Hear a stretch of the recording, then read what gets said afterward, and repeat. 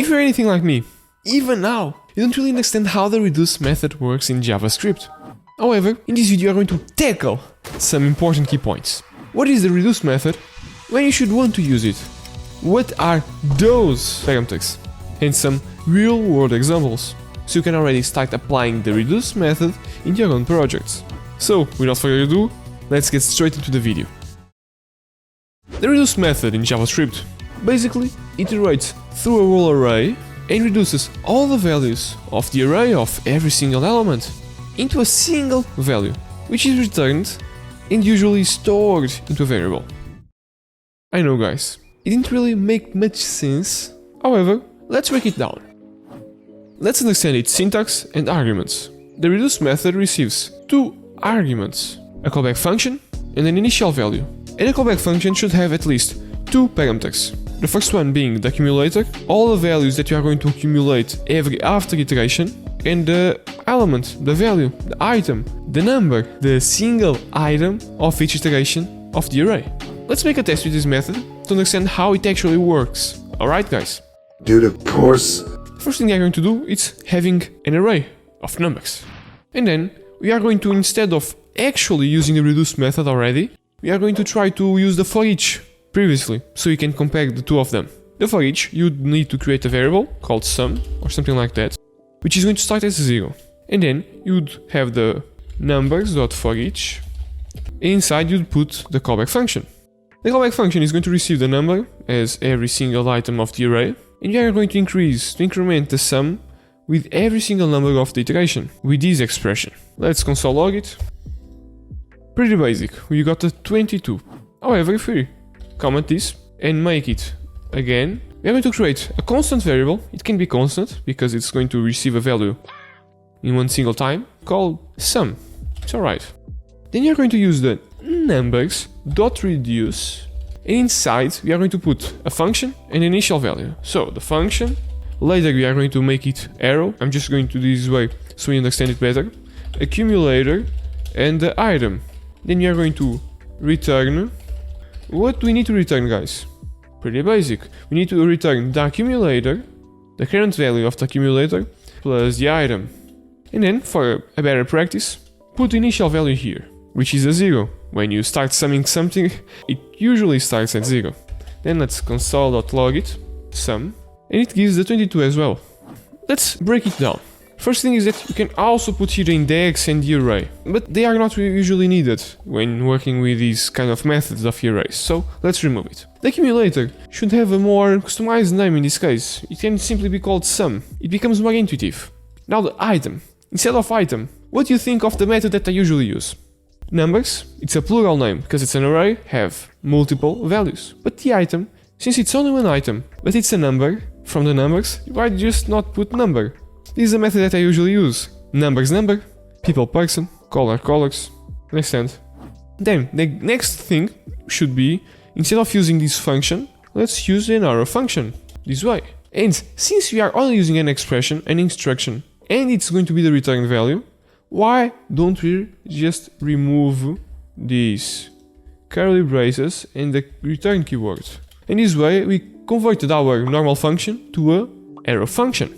Now, initial value. Would your reduce method work without initial value? Indeed, it would work, because it would simply start from the 2, from the second element, and say that the first element is going to be the starting value of the sum, or whatever you are doing. However, it is not good, because if you remove it, if you have your array empty, it is going to cry about, we don't have initial value, so you should always have the 0 here, because this way, even though we don't have anything inside, we have the initial value of 0 or something like that. Now, let's try to simulate how this would work. So, the sum gets the value of 0 at the first iteration, and the number is going to be the first element of the array, so 1. What's going to happen is, the sum is going to be summed with the number, so 0 plus 1, and we are going to return this. I don't know if you still remember, let's go a little bit back. You return the sum plus the number, so 0 plus 1, and this returning value is not going to be stored here, in this sum here, or you can even write final sum, just so you don't confuse it, but this way it's perfectly fine, because of different blocks. this sum here is going to be returned to the sum here, to the accumulator. This is always going to be stored in the accumulator. So the accumulator in the second iteration has the value of 1, because 0 plus 1, 1. Then sum is 1, number is 2. If the number is 2 and the sum is 1, we are going to return 1 plus 2, so 3. Now the sum is worth 3, so 3, the number is also 3 because we are in the third iteration. So 3 plus 3, it's going to end up being 6. So we're going to return this 6 to the sum. And it just keeps going. When we finally iterated through every item of the array, what's going to happen is, instead of using this function, we are returning the value of the sum to here, to the variable that we are trying to store it in. Pretty simple, right? And then, instead of putting all of these inside a console log, we are actually creating simply a variable, right guys? It makes more sense to store it in a variable. And that's why, guys, we can also use the const. Because if the reduce method returning the sum every time to the variable, we would need to use a let. But since it only returns when we finally end all iterations, it's okay to use a constant. And with this clarified, let's try to create some real-world examples. This first one is going to be really like the sum that we just made at the previous example, right guys? Which we are going to sum the price of all of the products in the array. The products are inside of an object. That's why I thought it would be great to do it with, well, the reduce. So for that, let's create a const sum prices, which is going to be equals to the products.reduce. Now I'm going to already put the initial value, and we are going to put the callback function. So we are going to put here sum price, or just sum, or even accumulator, so you can get used to it, and the product, because product, numbers, number, people, person, always plural and singular relation. Then you are going to put here the arrow function, and you are going to put the curly braces. This won't need that much of stuff, but since you are with a lot of text in here, I just thought it would be better, so you have more space. Then you are going to return the product.price plus the accumulator. And as always, put this as 0. And what we are going to do is, using the product.price, the connotation to access the attribute, and the accumulator, which is going to end up being the sum 0, then plus 199, then blah blah blah, and blah blah. You know guys, you know that, and it's really simple to understand. This exercise is just to summarize what we just learned. And there we go, 575, which should be around that, because here it's 2, here it's 1, here it's 1 and 1, so 1, 2, 3, 4, 5, and then the rest, yes, it should end up being the value that we just found. And now, before going to the very next real-world example, click in this playlist right there, so you can understand a little bit better on how the arrays and the array methods work in JavaScript. So, make sure to have a look. Then, let's make another example. Instead of actually summing the prices of all the products of a store, what do you think of separating all the products by category? How are we going to do that? With the reduce method. How? Let's check it out. Const sorted products is going to be equals to the products.reduce. Then you are going to put again the parameters, so accumulator, just to keep it simple, and the product. Then the arrow function and the curly braces. Then let's already put the starting value, but since we are not working with numbers or strings, we are not going to empty anything, nor zero, nor empty strings, nor empty quotes. We are going to create an empty, not array, but an object with the attribute as the category. We would have the fruits, vegetables, and meat as attributes, and the whole item inside of an array associated with the respective category. The first thing you need to do, or should do, it's to help you out later. It's going to be associating the category. We are going to create a variable for it. It's going to be equals to the product.category. So you don't need to put product.category every time.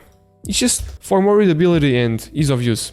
Then we are going to make a condition, because we need to verify if there is already a category in this object, in the accumulator. And for that, we are going to write if accumulator and then category to check if there's any attribute of that category inside of the accumulator, inside of the empty object. But this way, we are simply verifying if it exists. And we want to verify if it doesn't exist. So in this circumstance, we want to create it. And to do that, we can simply come here, accumulator, category, the exact same thing that you wrote in the if, is equals to an array. So this way, we created an empty array after this category, making it start existing. And then almost the last thing is simply using the accumulator category dot push, because this is an array now, an empty array but an array, and put the product inside. And finally return the accumulator, just as any reduce method, in which you need to return the accumulator after or at the end of the callback function. Let's have a look on how it got styled up, right? Sort products, and we got an object with fruits, meat and vegetables. We have 3 fruits, 2 meats and 2 vegetables, and it's exactly how we wanted it to be. However, there's another thing that you might want to do. Imagine that you don't want the category here anymore, because we already have it stored like this. You might not want to use the category here. The first warning is that if you want to map it again after we remove the category, it can be a little bit hard, but alright, I'll help you in this one. If you use the delete keyword of JavaScript on the product.category, what's going to do is deleting the category. And I'm pretty sure that's not what you want, because even though you create another variable, it is going to always remove the category here. It's going to always break the code, because if you have a look in the products, you'll see that we don't have a category here anymore. So let's remove this delete, we have it again, and instead of doing this way, instead of deleting the category of the product, why not creating an object ourselves? I know it's a little bit more trouble, but still easy to do. Let's create an object and say that the name is going to be equals to the product name, while the price is going to be equals to the product price. And this way it's just as we wanted, right? Without the category. And it didn't break the products array. It didn't change the main array. There are a couple mistakes that people usually make when working with the reduce method. So make sure to pay extra attention to these ones. First one, always try to make sure that you have an initial value. I know guys, I just showed you in the beginning of the video, the 0, that if you don't have anything inside of the array, the method is going to cry about not having an initial value. So it's really good to always have that initial value. And in this case particularly, without the initial value, the code wouldn't simply work. Don't change the initial value of the array. Don't change the array. Never change the array inside of the reduce method, because it would break your code. And imagine that you want to leave the array intact and you just want to reduce the values to a variable, and don't change this, because by using the delete keyword you could simply delete what's inside here, and that's not good. Never change the array inside of the reduce method. Don't try to use the reduce method straight away. I know that the reduce method is really good. However, there are a couple other methods that can be better for what you are trying to do. As an example, the filter method, which returns an array with specific conditions, or the map, which transforms the whole array.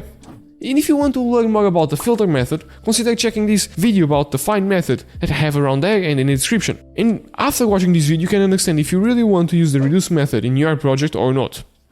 The next step is really important, however, even more important in the reduce method, which is going to be the meaningful names of variables. Always try to choose the accumulator a nice name, for the product or the single item a nice name, and overall for your whole project try to find a really nice name, so you can understand it a little bit better, because the reduce method can get really complicated when you don't really understand the accumulator.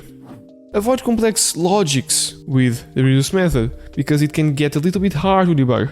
If you really want to use a really big logic with the reduce method, try to break it down so you can use multiple reduce methods instead of one big one, because it can be easier if you reduce and test it individually.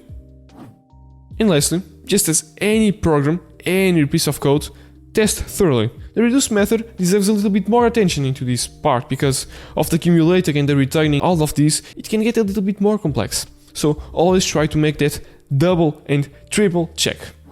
Now, just so you can relax a little bit, let's check the browser support on this beast, the reduce method.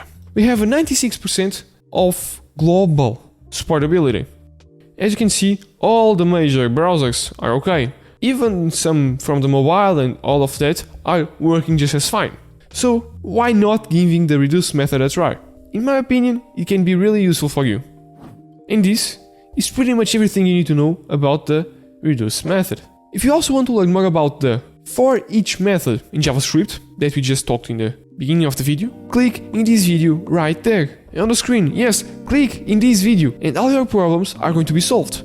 At least in this topic, of course. And finally, thank you for watching until here. If you still have any doubts, leave a comment that I will help you out. I'm Diogo and I'll see you in the next video.